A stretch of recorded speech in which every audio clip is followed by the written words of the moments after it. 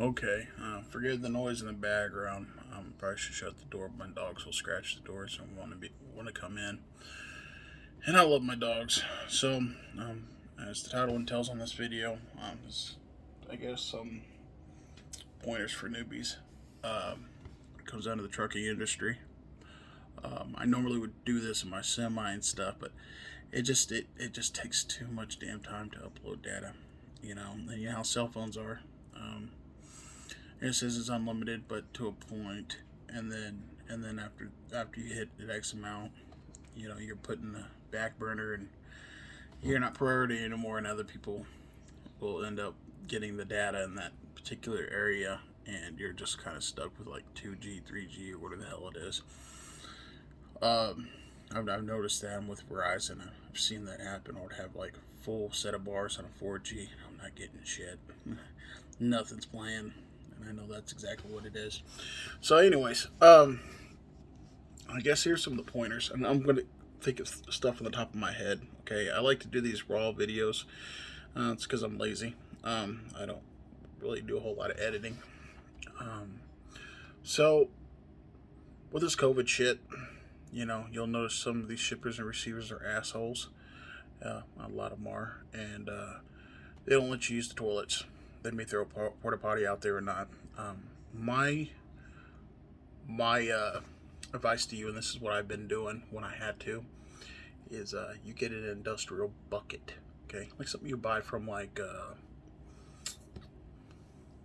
oh, what the hell is that place called? Any of the places that you can buy construction equipment from, Lowe's or something, something where you can find a bucket. You know how durable those fuckers are. Okay, I weigh 365 pounds. I'm a fatty. Okay, and it can hold my ass up. In the very beginning, shit like it hurts because it's put so much weight and thin plastic that's around your ass and gives you like a ring. Anyways, get you one of those. It works both as a trash can as a pooper. Okay, buy you trash bags, actual trash bags. Don't get something that's super big. Regular trash bags, 20 gallon bags, and put them in there. Put a couple in there, not just one. Don't be cheapskate. Put a couple in there. Okay, get you some bottled water. Okay, buy you bottled water. Shitloads, like 48 packs of them. Okay, pour a couple bottles of water. I can't believe I'm telling you guys this. Okay, and buy you baby wipes. Buy you some toilet paper. Okay, before you go out on the road. So if you ever come into a situation like this, you use baby wipes to clean up afterwards. Okay, and after you do your business, you can't hold it. Sometimes you can't hold it. You have no choice. Okay, people.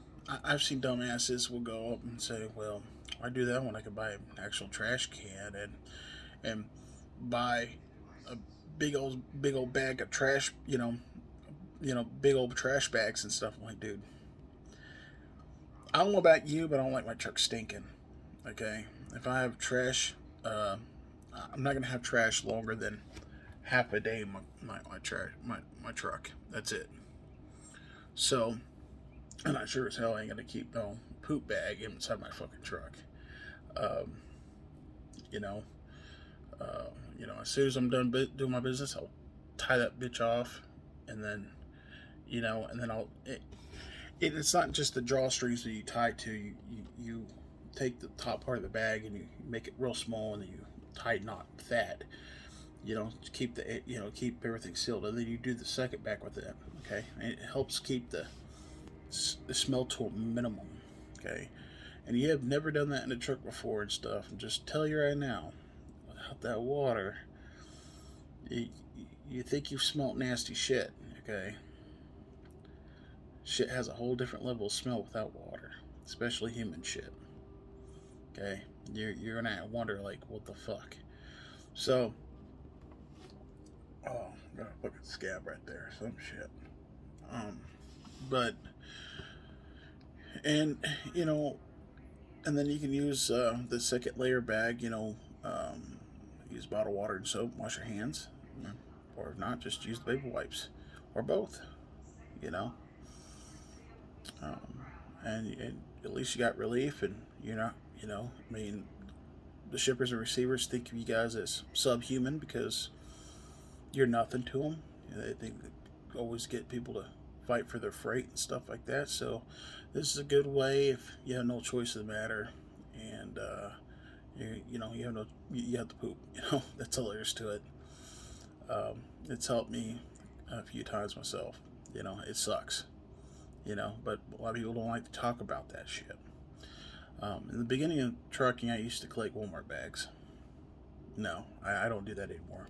They're made cheaply, and if you ate something, you throw it in there, and there's like some residue in the shit. It'll get over the floor and everything else, makes smells. That's what that's what that bucket's for. When you throw a regular trash bag in that fucker. I noticed the bucket, unless I have to hit my brakes hard because some asshole pulled out in front of me and stomped their fucking brakes, a bucket ain't tipping. That's all there is to it. It's the way it's shaped. It's hard to tip. So, don't let anybody fool you. I mean, people can modify it however they want. This is just me. If it ain't broke, don't fix it type of deal. And I'm sure it could be modified to be even better. Okay, and for me, that bucket is at the right angle where you're actually popping a squat, where it's a healthy shit. It's a good thing, and you do what you gotta fucking do, man, and dispose of it properly.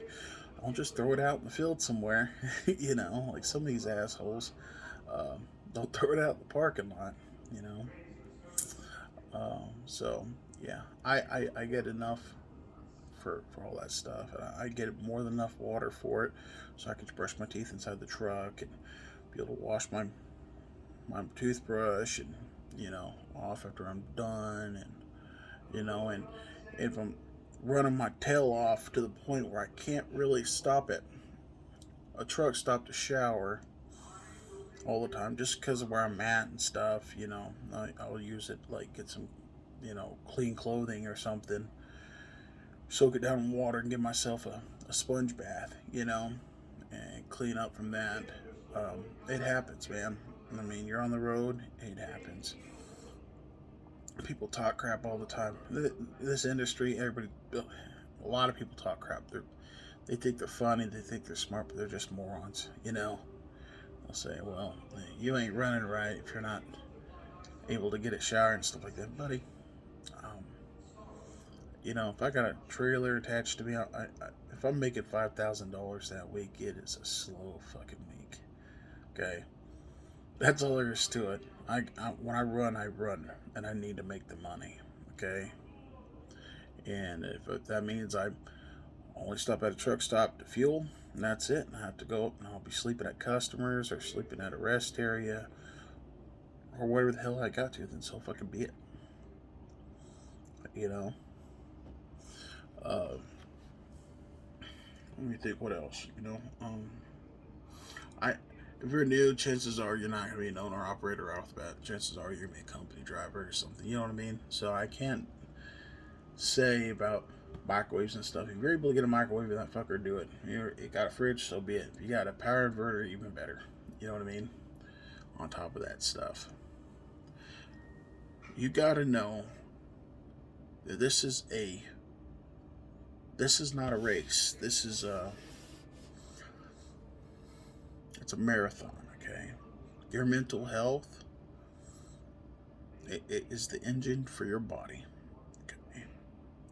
It's the computer system for your body. And if that's not working, everything else isn't going to be fucking working, okay? Don't burn yourself out. Get yourself used to it. Okay? I notice a lot of people who first start truck driving, a lot, not all, but a lot, and I was one of them, they're not used to constant driving, so they get tired and they'll pull over after 4 or 5 hours and take a nap for 2 or 3 hours. I've seen it done. Companies know this. They won't admit to it. They don't want it to be a fucking thing, but this is why when they first get company drivers and stuff, they don't run them hard, and they barely make any money. Besides the pay, they ain't getting the miles, and there's reasons for it. These big mega carriers too, it's become an integral part of their culture. Um, because a revolving fucking door in their training. You know what I mean? You'll notice these mega carriers. People think they make a lot of money, man. They've got things set up where they're getting these. Uh, they'll have it where they're paying a damn lease payment on a truck, or yeah, it's pretty much lease or the regular payments on trucks. And after they hit an X amount of money, they trade them in for new trucks, right? They never really actually own these trucks. These mega carriers do. Don't. But if I had to guess about them grossing, a lot of the typical, I'm not talking about these specialized stuff, these people who have reefers or drive-ins, they probably gross anywhere between $4 to $7 grand a week per truck. Okay, and they're including the pay and also their stuff. Um, you know, and it just depends on the weeks and stuff. Even though they had good veteran drivers, who know what they're doing and they're hungry. They could be making anywhere between 12 to 15 if they played their cards right, but they're not. No, that's why the rates are lower to them and people who are willing to take rates. I need to clean my glasses. A lot of people.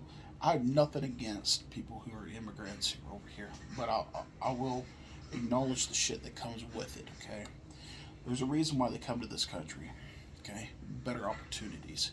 They say that's not the case. They are lying. Okay, they're just not willing to admit it. Okay, better opportunities. Okay, and they're not.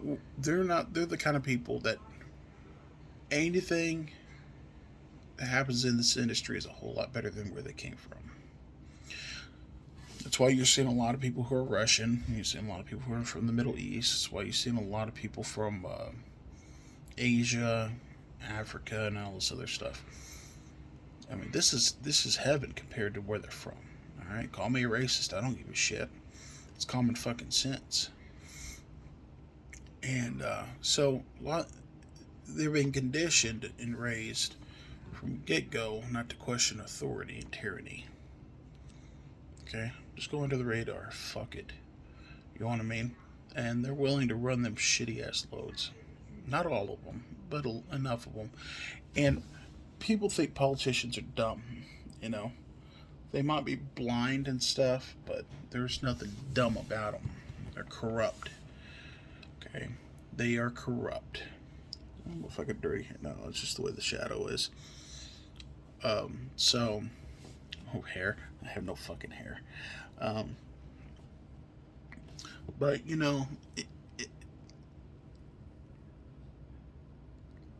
I guess it's a whole other subject I could talk about on that. But I'm trying to think what else. What else could you do?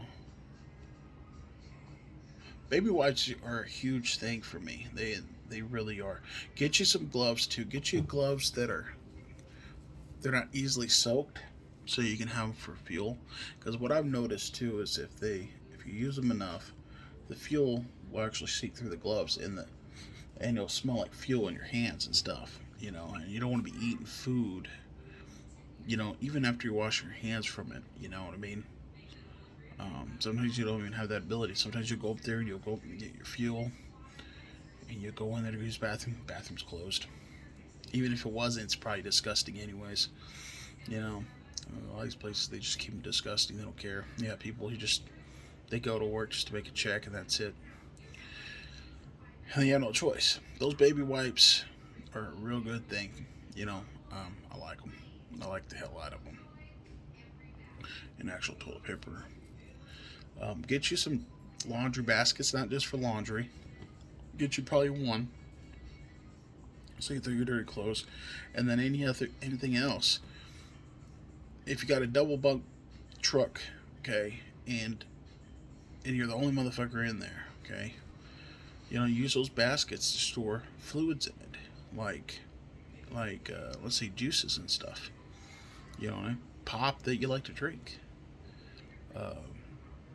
anything, you know what I mean, and get you an electric cooler that plugs into the outlet. Even if you got a fridge, okay, if you can turn that fridge cold enough where it's borderline freezing, you pretty much got.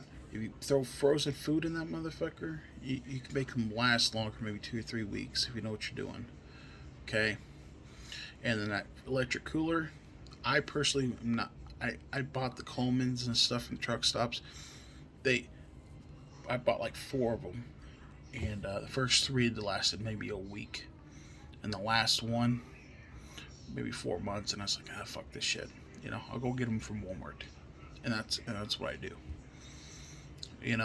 Set that in your passenger seat or where the hell it is. And if you need to go get you a cold drink, pull that bitch out. You know what I mean? Your mental health is key to this. A lot of people ain't gonna understand it. Okay. There's a sweet spot between acting and becoming entitled. Company knowing that you're entitled, you're gonna act entitled, and then being just a straight up an annoyance. Okay, you got to find that sweet spot. The company's gonna feel like they want to keep you. They're not gonna be dicks to you as much. You need to figure that out. I've seen people, they'll bottle it up and they'll blow up in an orientation, and you can just see in their face they just regret it. You know what I mean?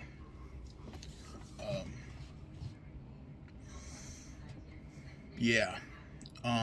If you're wanting to become an owner or operator, there's legislation being passed and shit. People are scared and stuff about they're making it where it's nearly impossible to do things with a 1099 run under somebody else's authority. I know it's something him in California, and from what I hear, the feds are doing the same shit. But this is corruption. You can defend it if you're a Democrat, make up excuses for it all you fucking want. I don't give a shit. I mean, it is fucking what it is. If the right was doing it, I would call them out for it fucking too. I'm a libertarian. So,